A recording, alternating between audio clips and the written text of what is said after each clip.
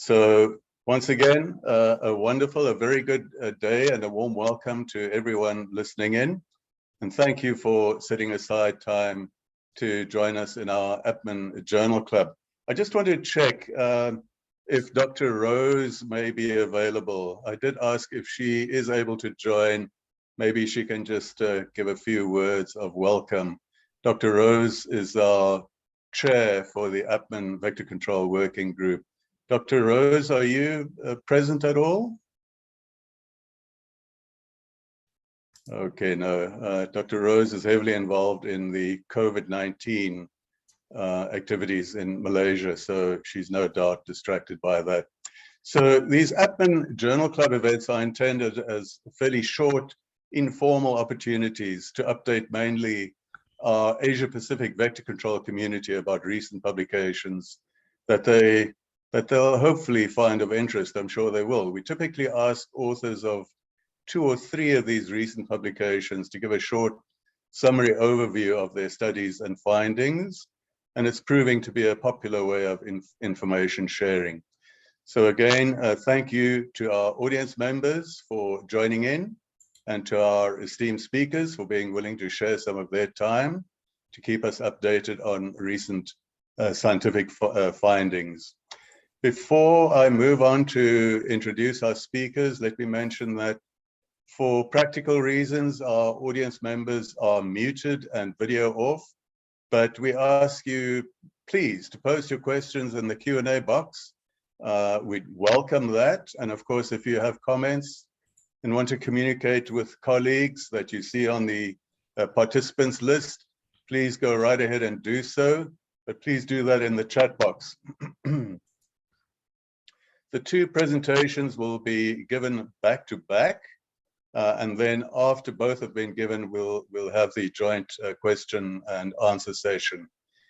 Please note that there will be a short poll right at the very end after the Q&A session, and we ask if you could please spend literally, it's about 1 minute, if that will take you, to please respond to the poll. It helps us to understand how to improve these events.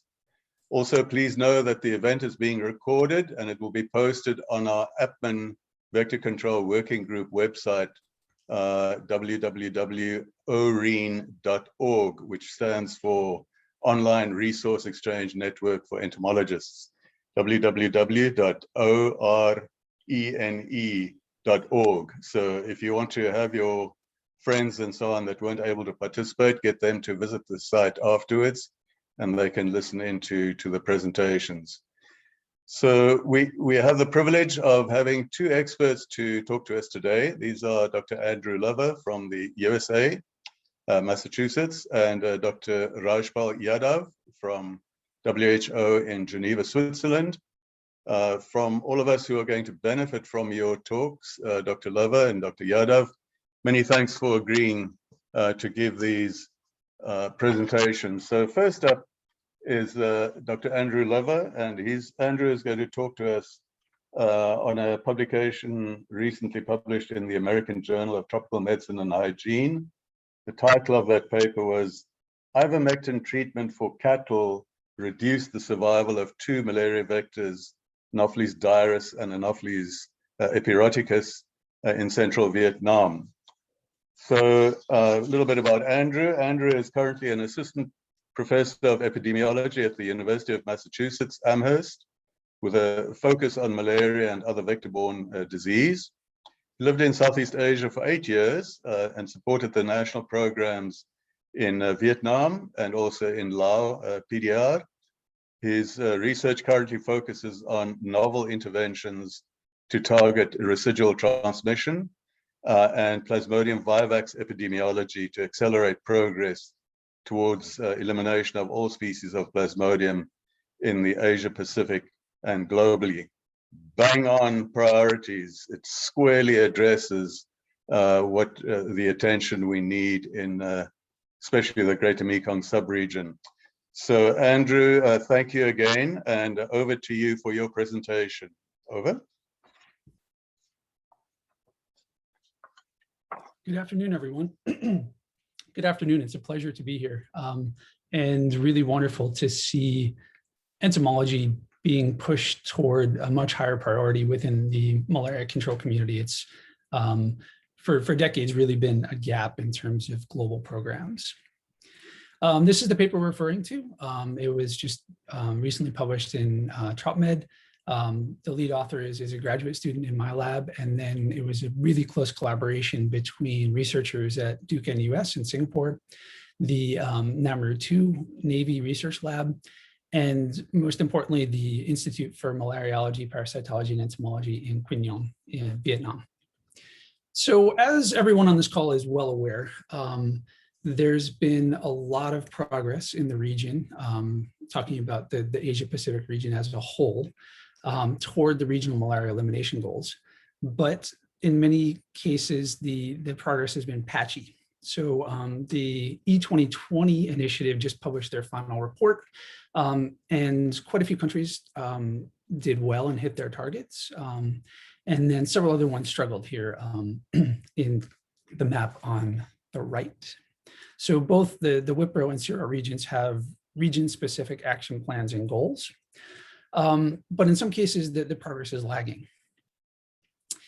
And as all of you also know, the high-risk populations for malaria transmission in most areas throughout the Asia-Pacific are rural and impoverished areas, so marginalized populations that may have more limited access to treatment and maybe patchy coverage of vector control interventions. And in many cases, there's military border patrols, which complicate the logistics. So the major gap in many cases is that surveillance outside of,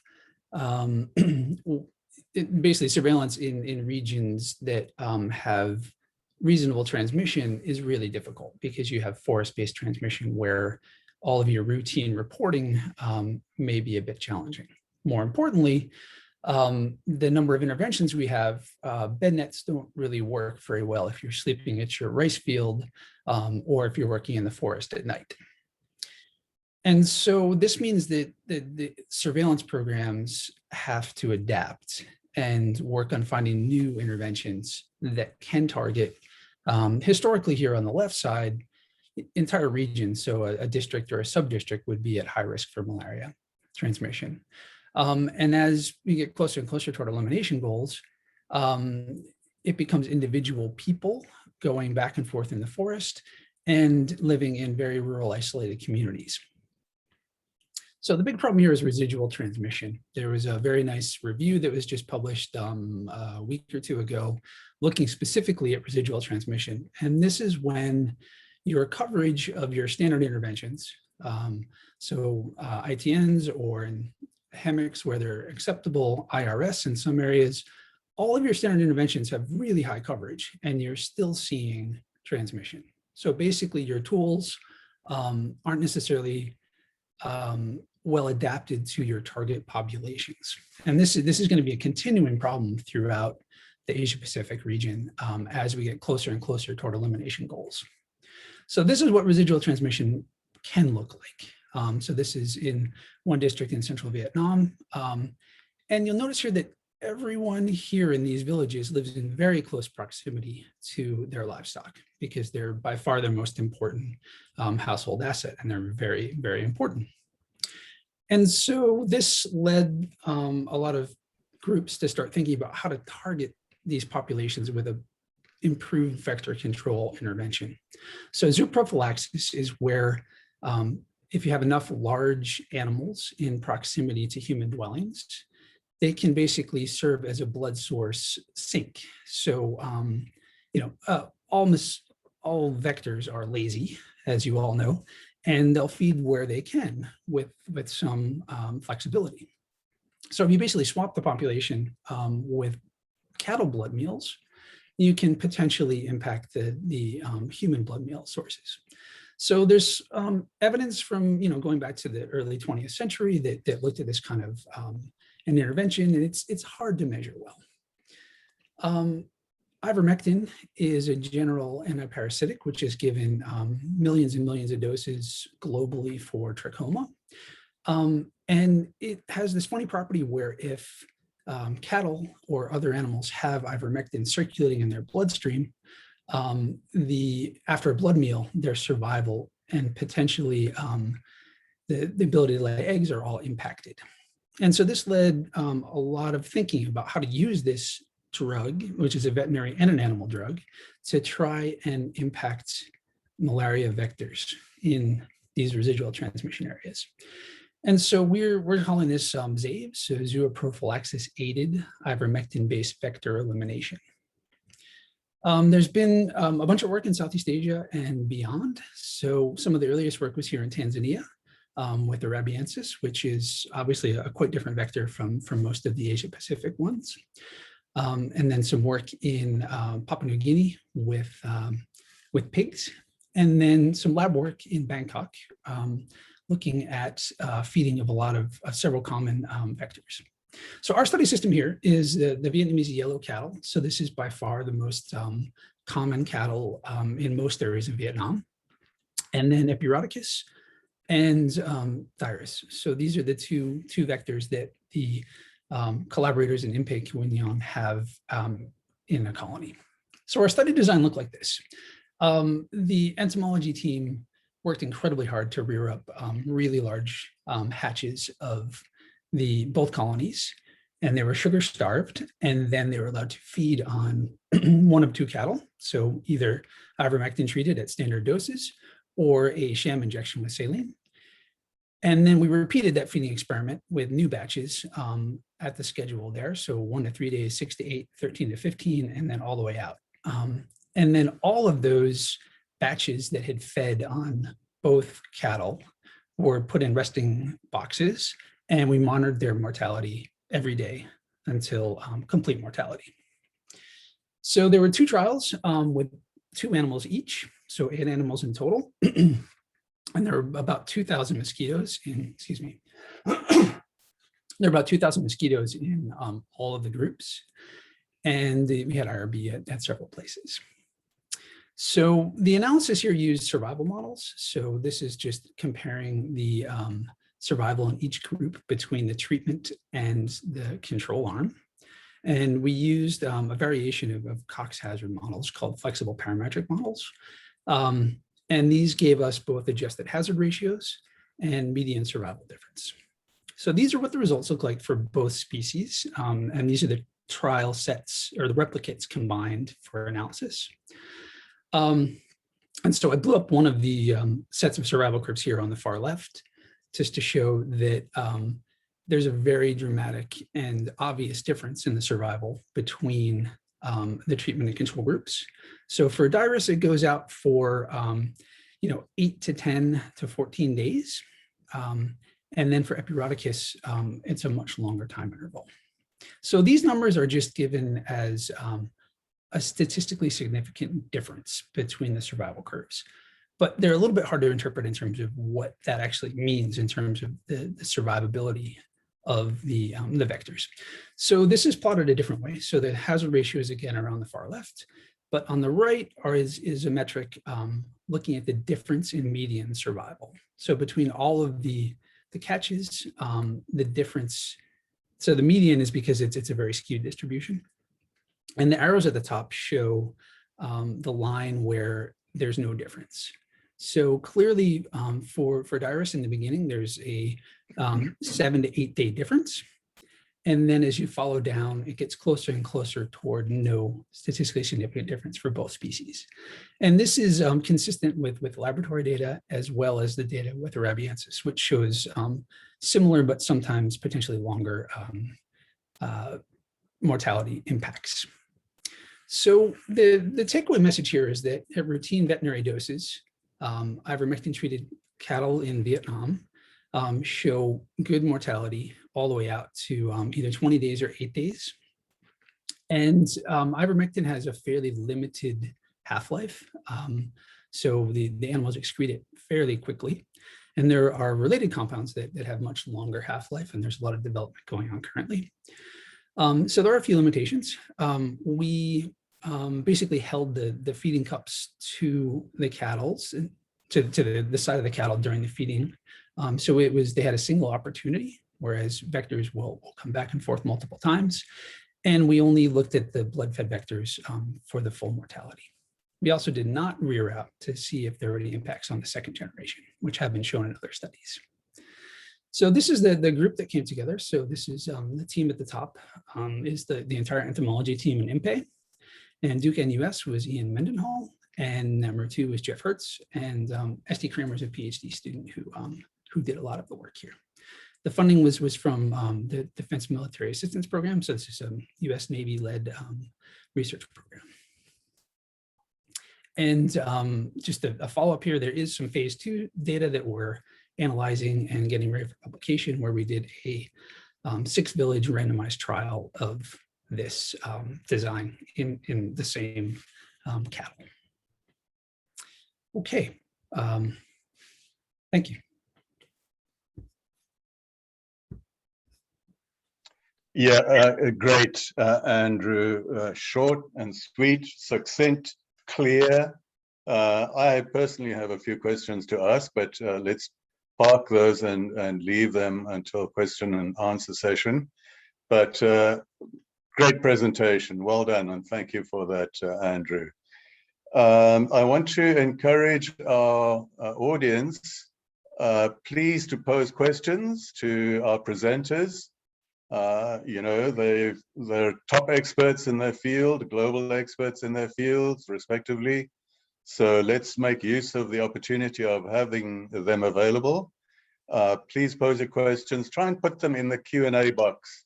It's easier just to have all the questions parked in one place rather than try and, you know, weed them out from the other comments in the chat box. So, Andrew, again, thank you for that. We're going to move to Dr. Rajpal Yadav, who's going to present on a recent publication in PLOS, Neglected Tropical Diseases. The specific title of that publication was Management of Insecticides for Use in Disease Vector Control, Lessons from 6 countries in Asia and the Middle East. I should mention that there have been 2 publications, very similar ones, about management of insecticides by the same group, or largely the same group of authors. Both are highly valuable, well worth reading. So please keep your eyes open for those 2 publications.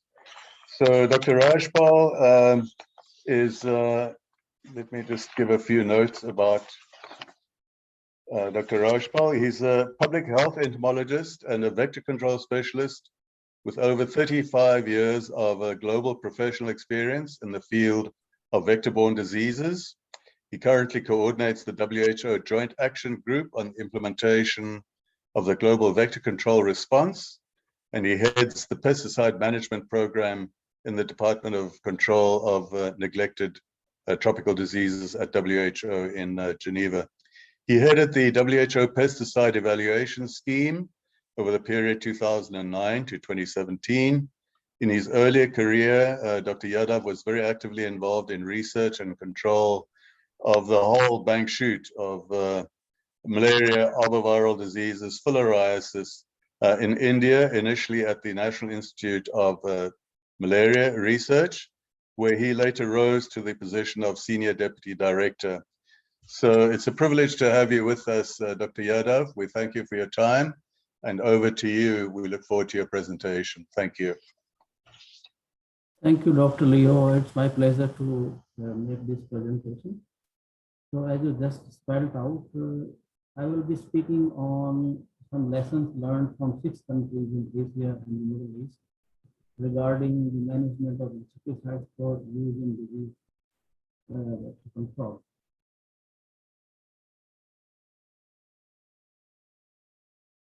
This study has been published in an article in PLOS NTD, and we have provided a DOI link so you can easily download this article.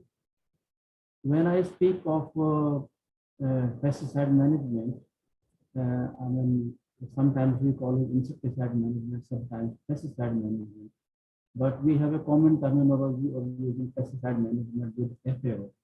So I would occasionally say pesticide, but also it means insecticide when we talk about vector control. Pesticide management therefore means the regulatory and technical control of all aspects of pesticide life cycle.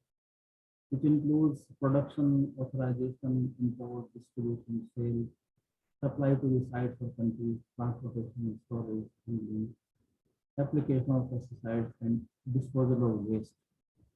Most of you being in the vector control programs are aware of the application part, but actually the life cycle includes all these aspects. And management is intended to ensure safety and efficacy to minimize the risk of these insecticides to environment and human health. In this study, which we conducted in 6 countries, the lead author is Henk Vandenberg, who is a collaborator or a consultant to our team. He is a freelance consultant, but officially associated with Wageningen University in Netherlands. And my senior colleague, Dr. Raman Venas, in our same group. So we have done this study in 2019, and therefore we analyzed the results and then published this in this article. Now, as you know, that vector control interventions have demonstrated the critical importance of the use and control and elimination of most vector-borne diseases. And the greatest example is the elimination of malaria in many countries during 2010-2016. So insecticides continue to be the mainstay for controlling major diseases such as malaria, dengue, and leishmaniasis as regards to the Asia and the Pacific. Proper management of insecticides is very critical to reduce risk to human health and environment and to delay insecticide resistance. We did a similar global survey because this survey was 6-country survey, but then previously in 2018 we did a global survey wherein over 100 countries participated. And the study pointed out a lot of shortcomings in pesticide regulatory procurement, application, safety, pesticide storage, disposal, and resistance aspects of the use of pesticides or insecticides for vector control. That study became the basis of doing some further in-depth studies, and that is why we did this in-depth study in 6 countries. And we basically focused on technical, organizational, and institutional aspects of pesticide management in these 6 countries. So a qualitative situation analysis of insecticide management was conducted in the last quarter of 2019, which involved a visit of the consultant to each country one after the other. And we selected 6 countries. So in the 2018 survey, actually we had identified 31 countries in Asia and the Middle East that had average 52% score for pesticide management. Rajpal, I'm sorry to interrupt, Rajpal. My apologies. I'm struggling to hear you well, and I see there's a comment from at least one other member of the audience who's asking, maybe if you just lean a little bit closer to your speaker. Sure. That's much better. Apologies for the interruption. Yeah. No, it's all right. So I was just telling that from the 31 countries in Asia and in Middle East, where we had earlier assessed the quality of pesticide management, we selected 6 countries that had a poorer than average score of pesticide management performance. And by meeting key stakeholders and visiting the control programs in these countries, we collected the required data for this particular study. So these countries included Oman, Nepal, Bangladesh, Sri Lanka, Vietnam, and Cambodia. And in these countries, primarily 3 major diseases were prevalent, which is malaria, leishmaniasis, dengue, but also nuisance mosquitoes were reported at least from 2 countries, being the public health problem requiring use of pesticides. So key results from this study in 6 countries include the assessment that vector control programs both for malaria, dengue, and leishmaniasis use different interventions. Many of us are already aware. There are centralized and decentralized programs with varying entomological or other pesticide management capacity in this country.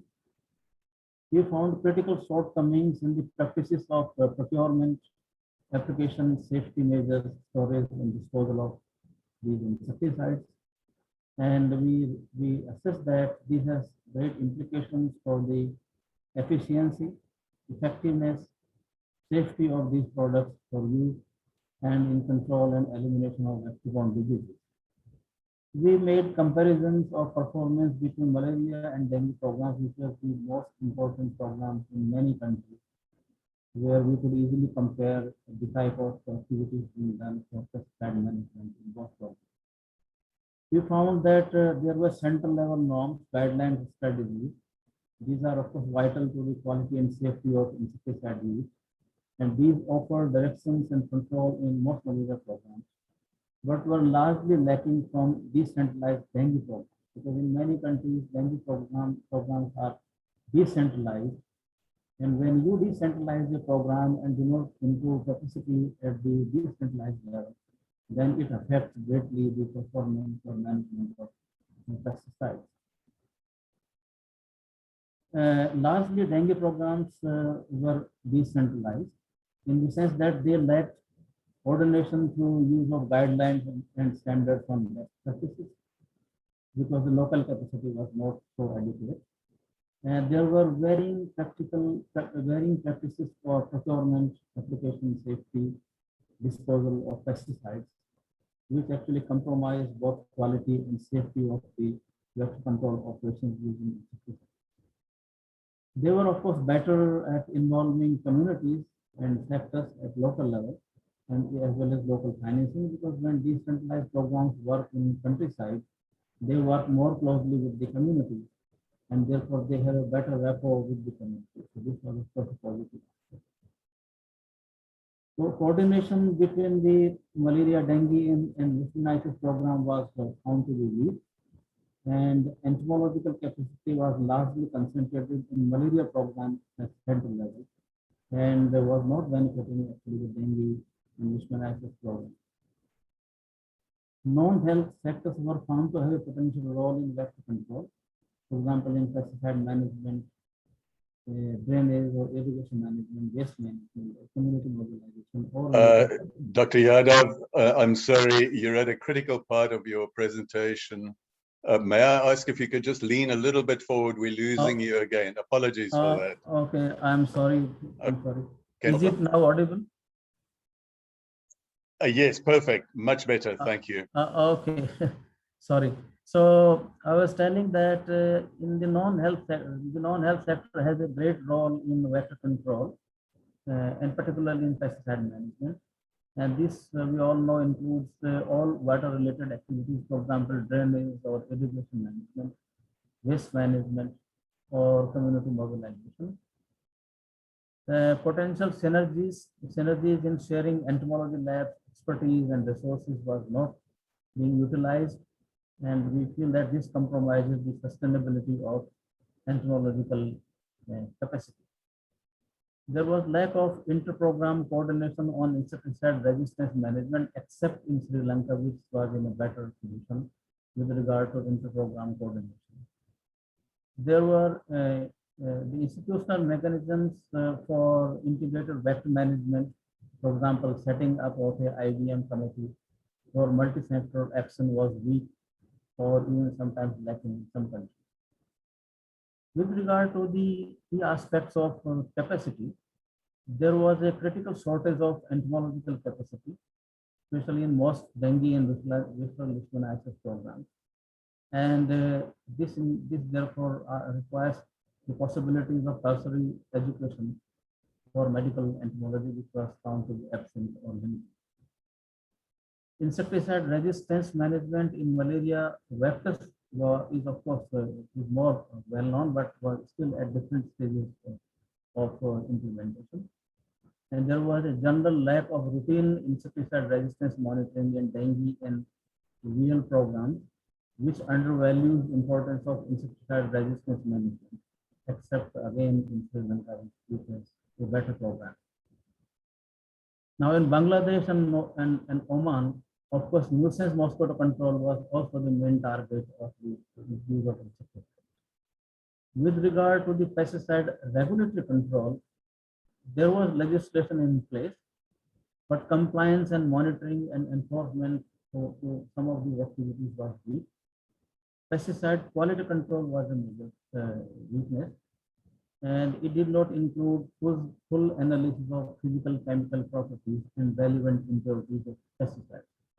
Most countries were only testing insecticide active ingredient when they tested quality of the pesticide, but never did analysis of other aspects of physical chemical properties of pesticide, which is according to the WHO specification is a major requirement. Many countries actually lack pesticide procurement guidelines, and when you do not really follow those guidelines, then you buy substandard, counterfeit, or low quality products, and that is actually the major problem. So finally, we recommend that in order to improve vector control insecticide management, we begin by a bottom-up situation analysis of the organizational, institutional aspects using a cross-disease approach and develop appropriate solutions across programs. We should not really focus just on malaria, which has been greatly funded, but not the dengue, or other vector control programs in the region. And therefore, a cross-disease approach will be more cost-effective and beneficial. Further, international support is needed to assist countries in doing situation analysis, planning actions and activities, and development of national guidelines for vector control, insecticide resistance management, and program management.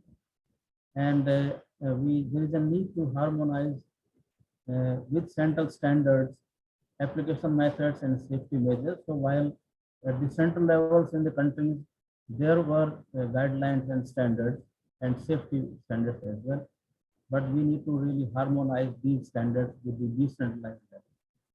And we also need to standardize insecticide storage and disposal practices at local level, because if you do not follow those central guidelines or best practice, then we promote unsafe practices for storage and disposal of pesticides, which can lead to contamination of environment and may pose a risk to human health and animal health.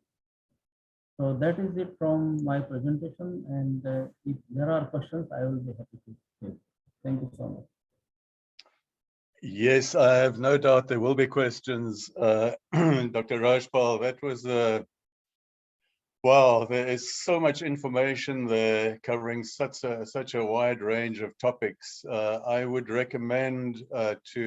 genuinely recommend to our audience, this is a good publication.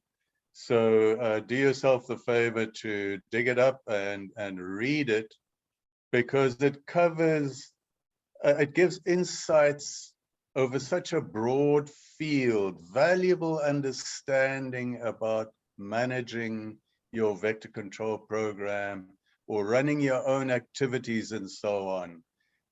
So there's something for everybody in this particular publication. So if you're involved in vector control, then I would recommend that you read this publication. Thank you so much, Dr. Rajpal.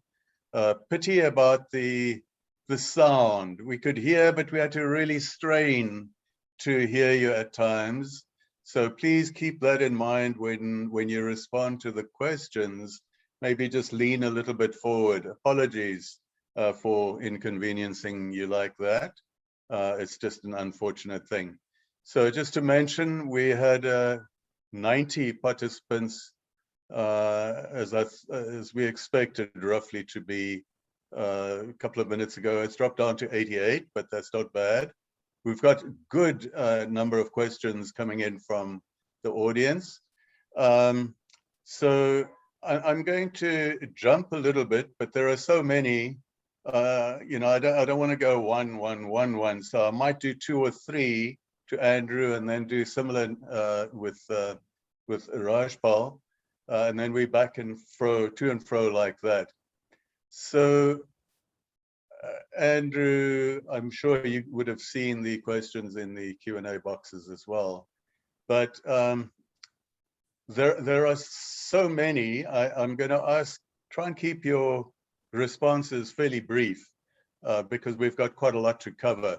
So the first question to you, Andrew, is, of course, ivermectin to cattle, how many generations of mosquitoes can be affected? So, Yeah. yeah. So in our study, we did not rear them out for the second generation, but the data from Arabiensis in Tanzania did show impacts on both the number of eggs and the viability for the second generation. So that's kind of a longer term plan, but we just didn't have capacity to rear out. Okay, fair enough. So I'm going to jump to the second one.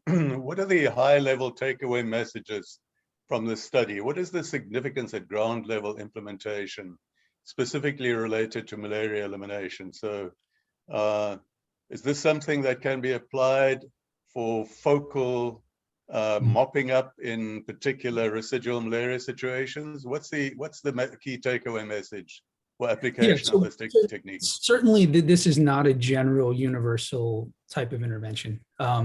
They'll have to be careful work looking at the specific vector composition in that area and the relative feeding rates on both anthropophilic and animal feeding. So it would be a focused intervention to really push the last little kilometer for elimination. That's a great response. Thank you for clearing that up. Thank you, Andrew. I'm going to push one more question your way, and then I'll go to Rajpal. What about species having a high anthropophagic nature? Is it still a useful method, or is it really for zoophilic species? I think, at least in most areas of Southeast Asia, the vectors are very Catholic and will feed on the blood meals that are closest. And so with people living in very close proximity to their livestock, at least in this area of Vietnam, generally people have it underneath their house. It's raised up on stilts. And then if you do a blood meal analysis, it's always mixed. The proportions change a bit, but it's, yeah. So if a purely anthropophagic species, this will have no impact. But I think in most vector systems that you'd be interested in, there's probably enough carryover. Just one quick point, we did cattle baited stations, and in many cases we got 900 to 1,200 anopheline vectors a night. And you did human landing catches and you'd get a handful. So even if the feeding preferences are not exactly what you want them to be, cattle are just so big and pull in massive numbers of vectors for feeding. Thank you, Andrew. So I'm jumping towards the end here to see questions for Dr. Rajpal. Here's one here, Dr. Rajpal. Sorry, people are writing in a hurry, so I've got to try and make out what they're saying. Dr. Rajpal, how to begin bottom-up situational analysis from your recommendation during this time? I'm not quite sure not exactly sure what the question is. Do you want to talk around that maybe? Yes. So when I refer to bottom approach, I meant the decentralized levels of programs in the countries. Because when situation analysis is done at the country level, then it is much broader, and sometimes it may not be applicable to the level of the districts or below. So if you do, for example, if you take a public health unit district as a unit, then starting with the situation analysis at the district level or sub-national level, different countries have different public health units. So starting with the municipalities or districts, doing the situation analysis will be more relevant to the local level. And then there will always be program level issues at the central level, which will be covered in the national level. Thank you. Here's an interesting one, more of a general statement, but let's turn it into something worth commenting on. So it's from Dr. Ramesh Diman. It is a very informative presentation, Dr. Yadav. it is indeed missing that leishmaniasis control learns very little from malaria control programs. During 1980s, Kala Azar got reduced due to collateral benefit of malaria control, etc. So maybe it speaks to this issue of, our vector control programs are very compartmentalized into silos. Do you want to say something about, is there a need to, cross-pollinate and learn from each other? Do you just want to talk about this issue of, Aedes, arbovirus control, malaria control, leishmaniasis? Everybody is kind of got tunnel vision. Is that okay? Or what are your thoughts? Yeah, so I think vector-borne disease control programs cannot afford to work in silos, since many vector control, entomological activities or managerial functions are very similar. For example, in terms of the activities we work for vector surveillance, insecticide resistance monitoring and management, outbreak response. So all these activities are very common. Even the system of selection, procurement of insecticides and applications are many times very similar. For example, when you want to control leishmaniasis and malaria, then you apply indoor residual spraying. Many activities are very common. In urban areas, for example, control of malaria, dengue, and other viruses employ environmental management in both diseases. So there would always be common activities. And therefore, cross-fertilization of these activities across diseases will be cost-effective and will be feasible in terms of program management and implementation. Thank you. Here's another question for you, Dr. Rajpal. Sorry, the page keeps jumping around. What is WHO guidance on proper disposal of expired insecticides? You address that squarely in your paper, but obviously, so it's again a reason why people should go and actually read your paper, because there's a wealth of information in there dealing. So, but to address that particular question, could you just deal with that one? Yeah, I think this is a very good question, and I would rather say that we have a big program with FAO, Food and Agriculture Organization in Rome, on pesticide management. So some activities they do and some activities we do, which is a joint program. So they have published what we call as Environmental Management Toolkit, EMTK. If you just type EMTK in the Google, you will find Environmental Management Toolkit. There are a couple of modules in that.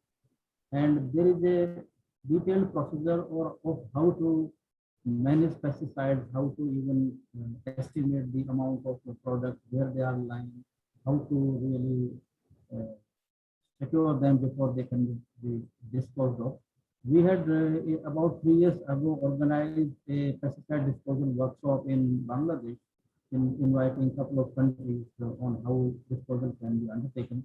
So because this is such a big subject, I would rather refer the audience to go to EMTK tool and learn about different procedures of disposal of obsolete pesticides and waste of insecticides as well as used containers. Yeah, thank you. I'm going to ask you one more question, but I'm going to ask you to lean even more closer to the microphone. Okay. Exactly, yeah. So it's from Ati Prasad.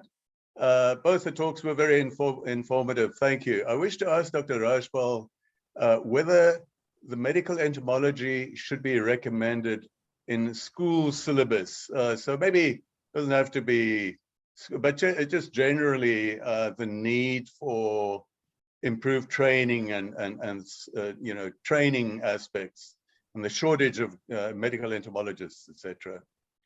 So if we are talking of secondary or primary schools, not the scientific schools like London School, then at that level, of course, I think there is need to include much broader aspects of water sanitation and hygiene, including vector control aspects, because they are highly interrelated and not just the control of insects or pests. That would be more beneficial to the students.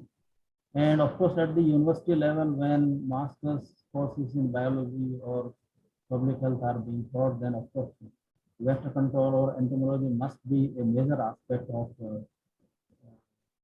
teaching. Particularly in India, in medical colleges, there is a requirement that there has always to be a position of medical entomology, but of course, this is not really existing in many colleges. But I think teaching medical entomology or public health entomology at the university level is a very important aspect. But of course, the problem, as you know, is that of perception, because many programs feel that entomologists really do not contribute to reducing mortality or morbidity of diseases. So this discipline therefore has been underrated. And as a result of that, there are lack of resources and obviously lack of program activity, which is actually leading to poor performance of the entomology discipline. Okay, thank you, Dr. Yadav. So, Andrew, back to you. Evolutionary, all existing core interventions, ITNs and IRS, are associated with selection of behavior changes, metabolic and genetic insecticide resistance. Can you comment on the chances for ivermectin applied in cattle or humans to select for resistance in malaria vectors? Good question. Yeah, certainly. Anytime there's a mortality impact, then you would expect there's the possibility of selection, just because you're killing off the ones that are susceptible. It's a possibility, but all the data so far don't show any resistance to ivermectin in really any of the species it's been tested in.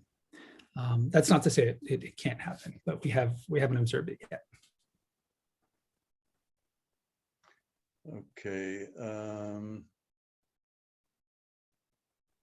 So here's another question, Andrew. Are there any side effects on cattle as a result of administering ivermectin? The side effect is clearing lots of parasites. So it's a routinely veterinary drug. Which is good. Yeah, and so the farmers we talked to were really excited that we were going to be deworming their cattle for free. But in terms of side effects at the routine veterinary doses, there are no side effects. Humans have a fairly narrow therapeutic index for ivermectin. So that makes dosing a little bit challenging for small children and that kind of thing.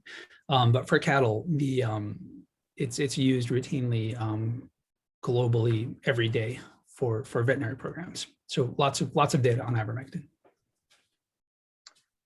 Oh, sorry, the one follow-up for slaughter or for dairy cows, there is a period where you have to there's a washout period before you can sell the meat or dairy. So that is, but. So thank you, Andrew.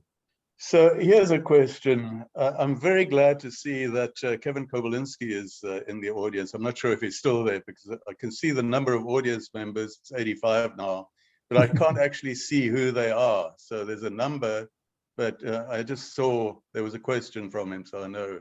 Hi, Kevin. Anyway, so here's a question. Where did it go now? So yeah, I think he had a question about if the same cattle were treated for between the replicates.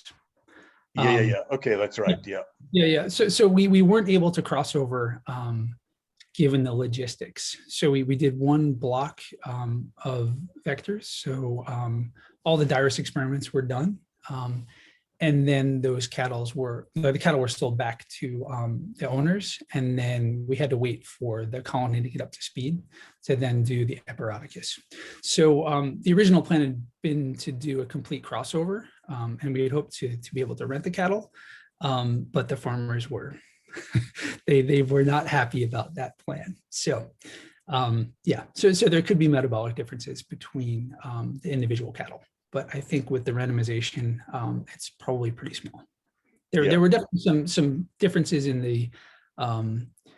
the feeding rates between the replicates just based on weather and how the colonies were feeling that day, but they were pretty small. Yeah. So thank you for that, Andrew. So here's a question which you did explain in your presentation, but maybe just, re-emphasize it again for other people who may not have quite got the message. So the question is, how long after treating cattle will you have an effect on the vectors? So can I add on this one? That my understanding from Kevin in conversation some time ago is that there's a new formulation of ivermectin where you can actually get 100%, and I speak under correction here, and you will know, so you can correct me, is that there's a complete kill in this new formulation for up to 30 days, Wow. which is really great. Yeah. But the general question was here, if you treat cattle with average ivermectin used for anthelmintic purposes and so on, how long can you expect? And I suppose it's species specific as well. So there are typical, So there are definitely metabolic differences between vector species in terms of their susceptibility to ivermectin. Also, the blood meal volume is not the same across vector species.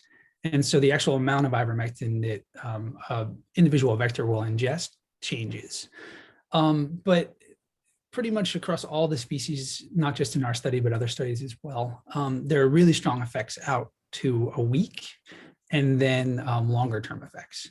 So the numbers we have here are the minimum because the vectors are given one opportunity for a blood meal.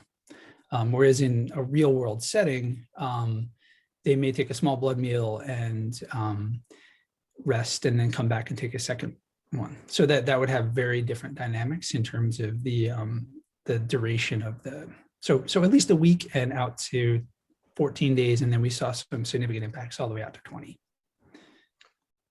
So when you say at least a week, you mean complete kill for at least a week, and then a declining rate of mortality relative to the control group? The 100% mortality is only in the first few days. Okay, yeah. And then it does taper off, but it stays quite large for quite a while. Yeah. All right, thank you. Here's a question again for you, Andrew. It's from Dr. Pradeep Srivastava. The mode of action of ivermectin, if you know, could you just summarize it? It's actually a very poorly understood drug. And the mode of action in terms of mosquito mortality is even more poorly understood. So I think there's work to be done there. All right, fair enough. Let's go back to Dr. Yadav. And it's the same question from Dr. Pradeep. How feasible are management of insecticide use considering shelf life of 2 years? And then there's a time lapse between manufacturer until it reaches the consignee and so on. So just this whole issue of time involved. So this shelf life of 2 years is the one which has been set up by WHO for all new manufactured packaging. We have always recommended that the manufacturers will put up a 2-year shelf life label in container. This does not mean that at the end of 2 years the product is bad, because this is just a quality control measure. And at the end of 2 years of storage under appropriate conditions, the insecticide may still be very good, but it requires retesting by the same manufacturers for compliance to the specifications of the pesticide. And the 2-year shelf life does not begin from the date of manufacture. It starts from the date of release from the factory. So people do not know that many times insecticides are produced in large quantities and stored in the factories. But when they start releasing them or dispatching them to the buyer, then they put up a date. So at the time of release, of course, the insecticide should be good for the next 2 years. That is what the manufacturers have to ensure. Now, certainly when you have a rotation program for pesticide management, then 2 years sometimes may be shorter. And therefore, whenever procurement is made, make sure to inform the manufacturers that they supply you most latest product or the most latest production with the label. So you always have at least 2 years or at least close to 1 year and 9 months before the product arrives at the site. Thank you, Dr. Yadav. So here's a question here. Any findings regarding lack of entomologists and the storage, application, management of insecticides in municipalities? That's a very, maybe you can generalize it if you like to, the shortage of entomological skills and entomologists per se, and the impact on programmatic efficiencies. Is there a need? Is there a shortage of that? I think you did mention that in your presentation. How serious is that? Of course, we have not done any in-depth assessment of how much is the shortage, but generally in these 6 countries and in the global survey which we did on pesticide management, it was amply clear that large number of countries are reporting lack of required number of entomologists at the central level, but this situation is much more worse at the decentralized level, where hardly any entomologists are available, for example, at the municipality level or district. And this problem, as I mentioned earlier, is because of the lack of perception by the program managers that these entomologists are of any value, because they consider this discipline as underrated compared to the diagnosis and treatment discipline. And this is a vicious circle. So as a result of low allocation of budget, you do not hire more entomologists when they retire, or there is an attrition of this entomologist already working. And this money actually is very deficient of training people. It is not necessary that pesticide management can always be done by entomologists. It can be done by other people working in the program who are managers, because these are very simple measures to take. But generally, pesticide management is very poor in many countries. And we have seen that large number of obsolete pesticide stocks are lying simply because people could not estimate what was the actual requirement. They bought more and used less, or they bought more because of some impending outbreak, but could not really distribute these insecticides to the other areas. As a result, insecticide stocks are rising, the obsolete ones are rising. And the other problem of obsolete insecticide is that when they buy it, they do not really check quality. And these products are actually counterfeit or low quality products. And they, as soon as they arrive at the site, they are no longer working. They are no longer effective. And very soon they become obsolete. So it's a big problematic area, and I think it needs a lot of training and capacity building. All right. Let me throw this one at you, Dr. Yadav. Put your diplomatic skills to the test here. If an insecticide is tested for various parameters just after the expiry date has been reached, and it qualifies on all parameters, in other words, if it's effective, whether it can be used for vector control, and if yes, for how long? It's reached expiry date, still effective. So what do you do? So if it has reached expiry date, and if it can be retested to ensure that the physical chemical properties are complying to WHO specifications, this insecticide is still good, and we generally allow 6 months to 1 year time to use this remaining quantity, provided the local vectors are fully susceptible. Because merely because it has become obsolete does not mean that it can be applied, because if the vectors are resistant, you cannot use them. So it can be certainly used if vector susceptibility is there, and if the manufacturer certifies that this 2-year shelf life product is still good, in terms of physical chemical properties. Thank you. Back to you, Andrew. It's a question here from Jenny Kerrison. How can the research and the use of ivermectin in cattle and pigs be applied in small-scale projects in Indonesia? I'm, inclined to say it's the ideal thing to test in focal areas for mopping up residual malaria. How do you feel? Yeah, I mean, I think certainly there'll need to be more data from more diverse vectors. Right now, the global data is limited to probably 10 or so vector species and complexes. And so that will take a bit of work to really nail down larger. And then in terms of programmatic impact, we'll need randomized trials, because it's easy to roll this out and say, oh, it'll probably have an effect. But to actually plan a programmatic tool for use by national malaria programs will require larger, more rigorous trial data. Thank you, Andrew.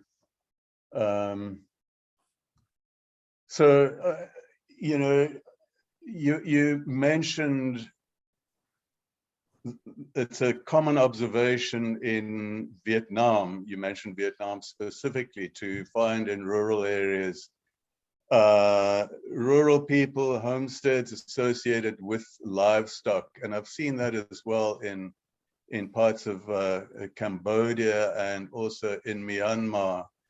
So in your experience in Laos, and generally across, especially the GMS region, is your feeling that, there's great opportunity for application of ivermectin trials where it's been demonstrated to be effective to particular vectors prevalent in a particular area, that it be trialed, because so many homesteads do actually have cattle.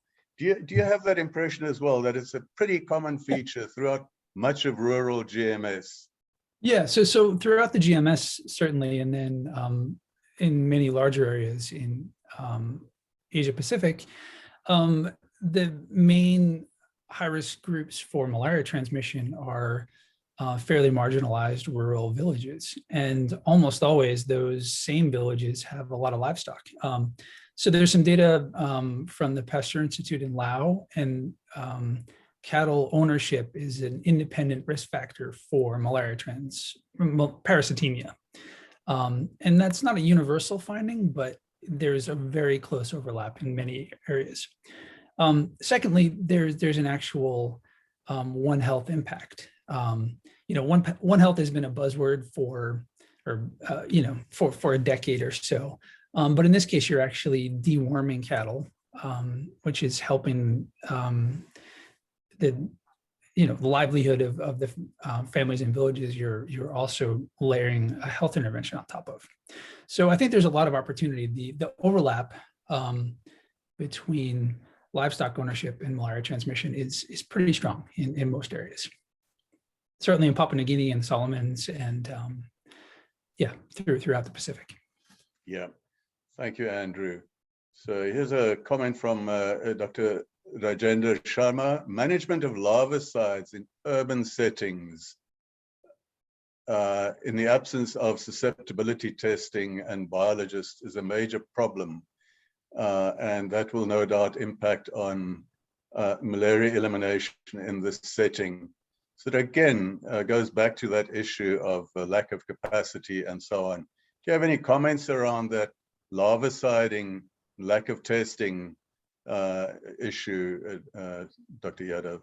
Yeah, I think this is a good comment. The primary problem, first of all, is that the lack of supply of susceptibility test kits for larvicide. And though these test kits are produced in Malaysia, University of Science Malaysia on behalf of WHO, many countries are not procuring these kits, and many times when you do not buy them, they are not produced, and insecticides are not procured for catering to the need. So first of all, there is a need that countries who are using larvicides for urban vector control should really buy kits and supply to these sites so that they know that these insecticides are effective. But still, there are some new classes of insecticides which have been introduced in last 3-4 years, and I'm pretty sure that they will be very effective. So certainly, application of larvicides requires proper planning, management, and training of the people who are involved in urban vector control. But once again, as we know that entomological capacity across the countries is poor, and this certainly comes up again and again, that without that capacity, you cannot monitor resistance and you cannot even plan what kind of insecticide needs to be preferred. We have run out of time, very unfortunately, and we've approached the end of the questions as well. There are still a couple of outstanding questions.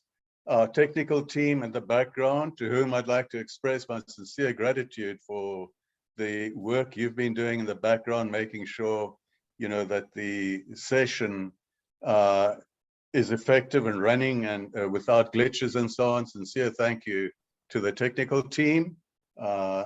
And also to our audience, and to Andrew and Rajpal, from all of us here listening to your presentations, sincere gratitude.